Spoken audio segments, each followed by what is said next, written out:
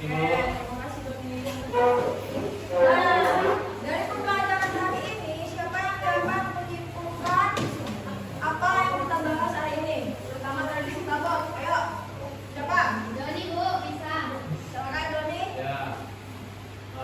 Jadi tentang sabun tamu itu tamu dari kota Bengkulu, terus punya hiasan, bangunannya disusun gigi, dan ada juga warna-warni dari lampunya. Itu aja Bu. Oke, benar ya yang dikatakan Doni tadi.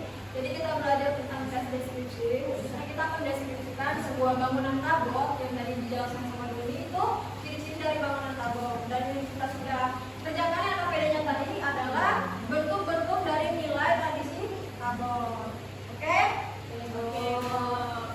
Ibu rasa pembelajaran kali ini cukup. Silakan ketua kelas pimpin doa. Kita pulang sekarang.